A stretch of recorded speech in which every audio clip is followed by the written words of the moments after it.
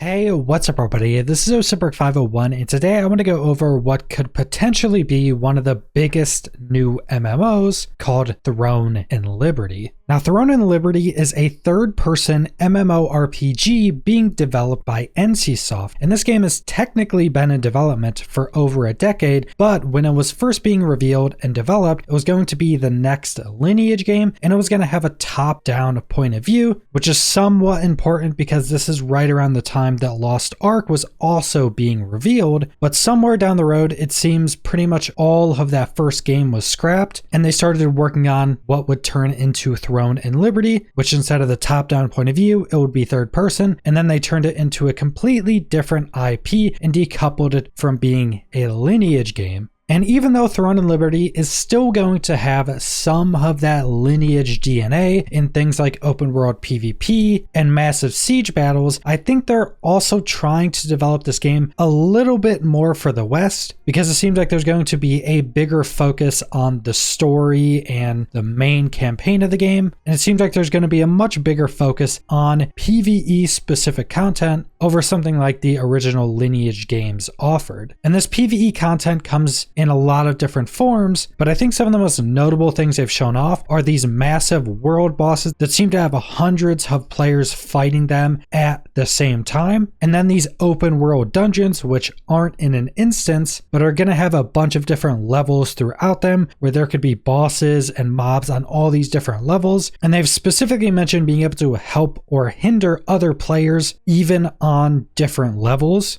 So it seems like they're developing this game with a bigger focus on PvE. Now, before we get further into the video, I just want to quickly go over monetization. Now, we don't actually know a ton about what the monetization model is going to be for Throne and Liberty. And just going off of NCSoft's track record, they have games that are fully pay to win. They have games that they publish like Guild Wars 2, which really doesn't have any pay to win in it. So you have examples of both sides and everything in between. And pretty much the only statement we've gotten about the monetization is that they've specifically mentioned wanting to very much minimize pay to win elements, with the statement sounding like there's either going to be no pay to win or very light pay to win. But again, we don't have really any concrete information, so I don't want to take up a ton of the video going over the same stuff that 30 other videos are going to be trying to go over. And going deeper into the systems of Throne and Liberty, I think one of the best places to start is how you're going to go about traveling around the game world, because I think travel in open world games is actually a very important part that is rarely a focus when going over these types of games. And I think Throne and Liberty is pretty unique when it comes to the MMO genre in that you're primarily going to be traveling around the game world by transforming into different animals. And specifically, we've seen 3 transformations: wolf transformation, bird transformation, and shark transformation. So this would be land, sea, and air. And these different transformations will also change up your skill bar. So most likely, these will be giving you different abilities to help you travel around the map quicker or have more control about how you're going about traveling. But having this be one of the main forms of speeding up transportation, I think is pretty unique. And I think this type of system could add a lot of fun gameplay just in traveling around the world. Now, we do also know you're going to be able to transform into different siege golems, but we'll go over that when we go over PvP and the sieges in the game. Now, as I mentioned, there's going to be a bigger focus on PvE content for Throne and Liberty, and one of the ways they're going to go about doing this is having a much bigger focus on the story of the world. Now, we don't know a ton of information on the specifics of the story and how they're going to go about showing us the story, if there's going to be tons of big cutscenes, or how that story is actually going to be laid out for us in game, but we do know they have specifically mentioned this as something they have focused quite heavily on for this game, and they have actually released this story map and novel that you can go check out that has just a bunch of different stories from different parts of the game, I guess to give you a background of this universe, which is just additional information showing that they are pretty heavily focused on the story. And another thing tied into Throne and Liberty that's really interesting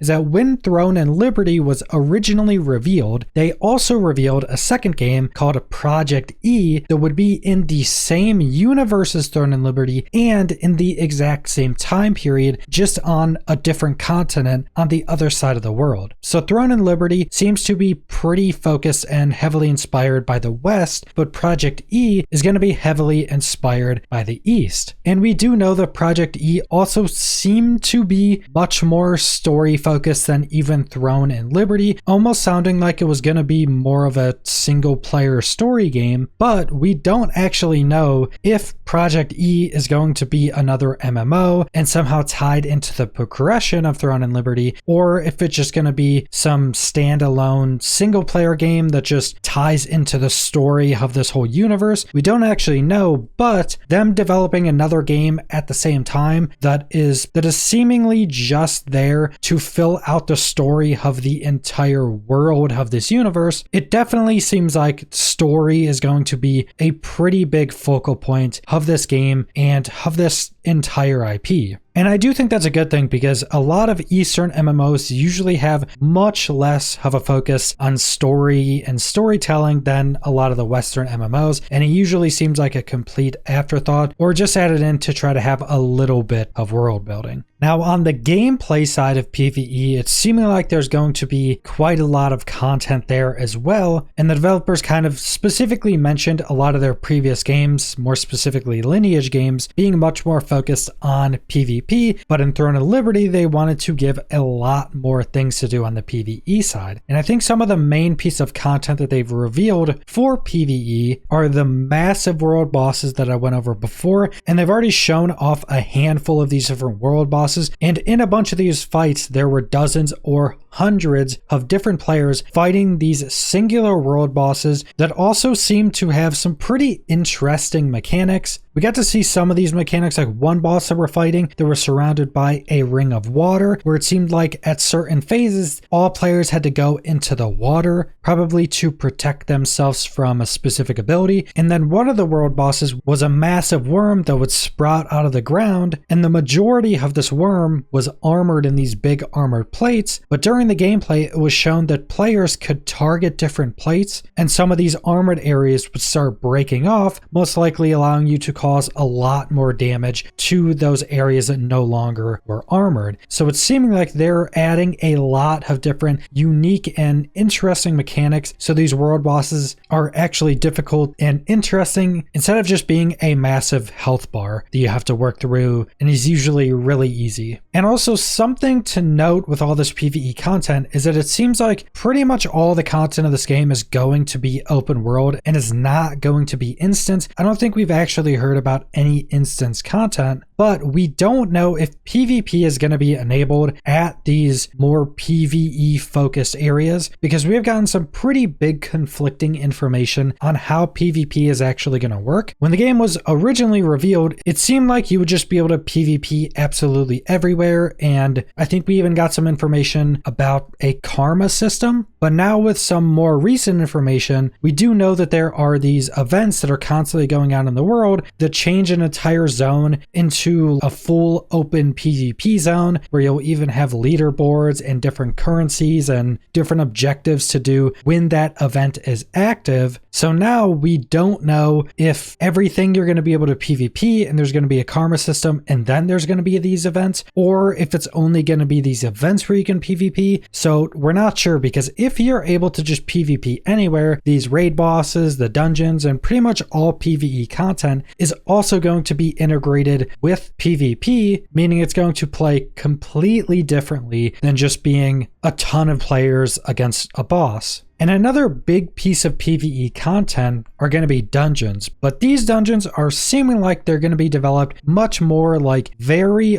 old school MMO dungeons, where they're not instanced, meaning that there could be tons of different groups in them at the same time, potentially trying to fight over the best farm areas or trying to fight over a boss. And depending on if you're going to be able to PvP in these or not, that's also going to add a completely different dynamic, where you're going to have groups of people trying to hold down specific farm areas in specific dungeons, and groups trying to fight over bosses mid-pool, and just tons of different stuff that could end up happening. Now they're also doing something a little bit unique, specifically talking about dungeons being built in a bunch of different layers. So maybe one dungeon would be 4 different layers, and if you want to, you could go in the dungeon and just go to the bottom layer, which sounds like it'll kind of be the end point of the dungeons. So maybe layer 1 would be the easiest, then layer 2 would be a bit more difficult, all the way down to the last layer, but you could just enter the dungeon and quickly get to the last layer. And they also mentioned being able to help or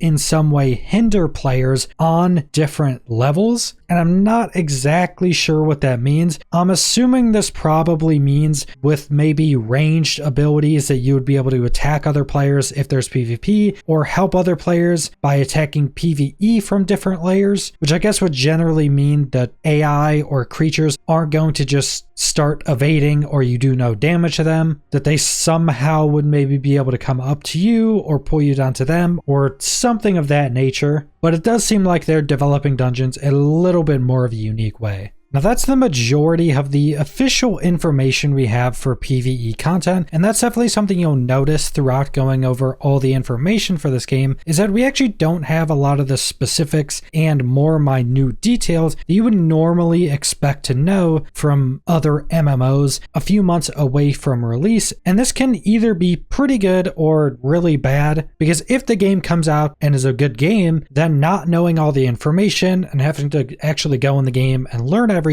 and have all these surprises will just genuinely make the game better. But if the game comes out and ends up not being so good, then not having a ton of information before making a decision on if you're going to get the game can definitely piss a lot of people off, because they'll feel like they got scammed or misled into buying this game without having the proper information. But there have been some smaller leaks showing professions and some other PvE content, but those leaks are also said to be a few years old, so I don't want to go over a lot of the information from those when they could potentially just be really old information that is not going to be like that on launch. And even though Throne and Liberty is going to have a bigger focus on PvE than their previous games, there's still going to be a lot of PvP. And I think we actually know about more PvP content than we do PvE, but we still don't know some pretty big pieces of the PvP in the game, primarily being something we've already gone over, that we don't know the general open world PvP and how it's going to work, because when the game was first revealed, pretty much everybody assumed that it was going to be open world PvP. You could just fight each other whenever you wanted, and there was even some karma systems being hinted at. But then with some more information, I think specifically with the recent director's preview, that they showed off these PvP events that would constantly be occurring over the map, and it would be happening in one zone, so you would know if you go into that zone that it's just open PvP, and that zone would have leaderboards and different currencies and stuff like that you could get while partaking in that PvP event, which made it seem like the PvP had shifted from full open world PvP to more specifically in these PvP zones. But we still don't actually have the full information on how that's going to work. If it's going to be full open world PvP with the karma system, and then you have these open PvP zones that happen when the events pop up, or if it's only going to be these events, we're not sure on that whatsoever. But either way, the more open world PvP ends up turning out, it seems like there's going to be quite a lot of content specifically in that more open world PvP content. But past that, there's going to be a lot of additional PvP you can partake in. Now there is going to be these occupation wars or guild wars you can take part in, and I don't think we have all the pieces of the information on this, but we do know there's going to be different areas of the map you can fight over. We've even seen these different capture stones that you can capture for your guild, and presumably those would give maybe different buffs or maybe currencies or resources or something like that. You would then want to defend that area from other guilds coming to take it. And then we also know of these different stones that guilds can take possession of. specifically called Blessing and Dimension Stones, and these stones will enhance your guild and allow you to also get additional resources. And since there's only 2 of these, it sounds like these are going to be pretty big objectives to fight over, and I'm not exactly sure if these are going to be in a set designated area or if these are going to be something that you're able to transport around and defend on the move. Again, not sure on how that's specifically going to end up working out. And then something else that's kind of tied into these guild wars are sieges, and these are going to be massive wars over specific objectives, and more specifically it's seeming like these are going to be sieging or defending big castles. And this is kind of the main thing that you've probably seen if you've watched any of the Throne and Liberty trailers, where you're able to transform into these big golems. You can even have other players jump on top of these golems and jump over the walls of the castles. These golems can also break down the walls of these castles, and there's actually destruction. And then you could have defensive golems where the people defending can transform into other golems and fight other players and the attacking golems. And I think this is probably one of the main things they showed off for the game because it just genuinely looks really epic. You have hundreds of people fighting, transforming into these big golems, and just throwing these massive golems into waves of other players, breaking down the walls of castles. If these end up being balanced correctly and actually be rewarding, these could legitimately just be really good content that would probably not really get old. And I think another one of the systems in the game that's going to play heavily into PvP is the weather systems. And I think this is also one of the most next-gen pieces of Throne and Liberty, and not only Throne and Liberty, but a lot of other upcoming MMOs are also implementing systems similar to this, where different weather is going to impact combat or gameplay in some way. So for example, rain is going to have a pretty big impact in different parts of the game and in PvP. So rain and different weather effects can affect your different skills. So maybe if you're using a lightning skill that's single target, then it starts to rain, that lightning skill would now be more AoE. And then the different weather effects can also affect monster abilities and spawns. So maybe some monsters would only spawn when there's certain weather, or maybe some monsters would get stronger in certain weather. And it seems like the more impacting weather effects are going to be more rare. So maybe it being sunny out would kind of be the baseline, and then every couple hours, maybe it would rain for 30 minutes or something like that. And there's going to be different effects. They've actually shown off rain and wind as being kind of focal points of pieces of gameplay they've released. And there's even some additional stuff that can affect kind of the actual map. So for instance, they mentioned if you're in, say, one of these massive sieges, normally if it was sunny out, there may be a sewer tunnel that the attacking side could take to try to flank the defenders and get inside the walls to help break their defenses more easily. But if it's raining, that sewer would be filled, so you would no longer be able to take that sewer entrance. And most likely there's going to be a ton of other different things like that, to where different weather effects are going to affect the map or gameplay options in some way. Now, the final piece of information I want to go over is general combat. And starting off, there's not actually going to be any classes in Throne and Liberty. The weapons you choose, and also a side effect of that is probably the armor and stats you choose, are going to make up your abilities and your playstyles. Kind of something similar to New World, but it's also going to have a lot more abilities, so most likely a lot more options. So you're going to be able to have 2 different weapons that you're able to swap between in combat. The maximum amount of abilities you're going to have per weapon is going to be 8. So you're going to be able to switch between weapons. So a total of 16 abilities, which I think is much better than something like New World had, where you only had a handful of abilities on each weapon. I'm a much bigger fan of having a lot more abilities at your disposal, but still having it be somewhat limited to where you actually still have to make choices. So that's also meaning that if you're somebody that did not like alts, or actually really liked alts,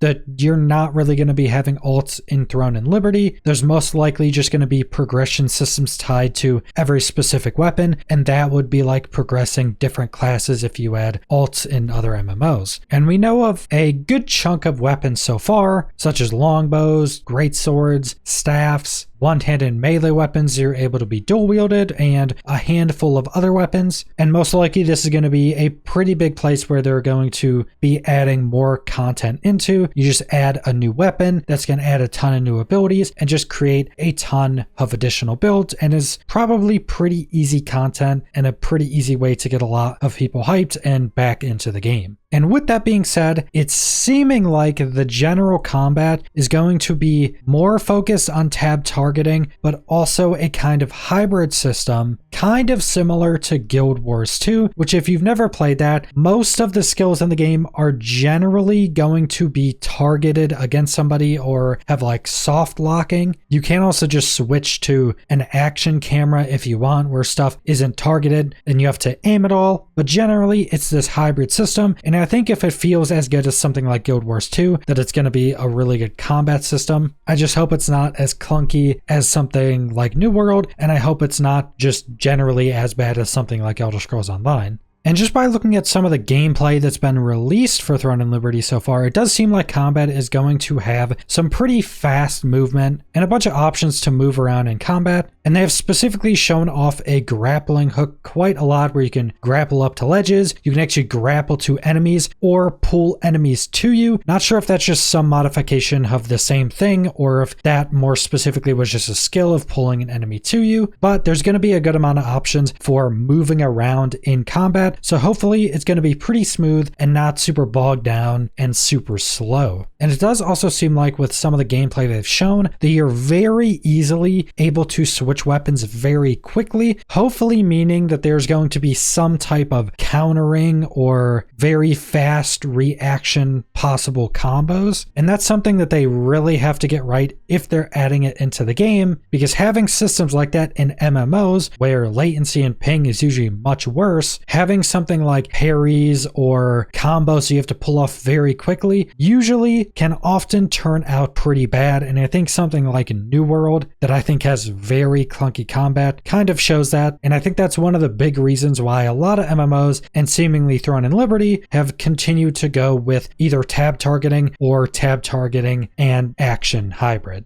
But that's pretty much all I want to go over for Throne and Liberty. Now, we do have a good chunk of additional information on kind of smaller parts of the game or different pieces of information that we're not sure if it's 100% correct. There's a bunch of leaked information that ended up being stuff from years ago, so we don't know if all of that stuff is correct or up-to-date information. But I think this is a pretty good overview to understand if Throne and Liberty is a game that you would be interested in. I do think everything I've seen, from the graphics to the gameplay to just the general concept and philosophy of the game, is something I'm very interested in, and I think if done correctly can make for a very successful game. But I do think, like most other people, that if the game is super pay to win, it's going to shoot itself in the foot right off the bat. But if they can tone that down quite a lot and make it either no pay to win or just some slight pay to win and maybe convenience stuff, then I think most people would generally be fine with that. But that's pretty much all I'm going to go over. So subscribe if you want to see more Throne and Liberty or other MMO videos. Leave a like if you liked the video. Leave a comment down below what you guys think about Throne and Liberty, and thanks for watching.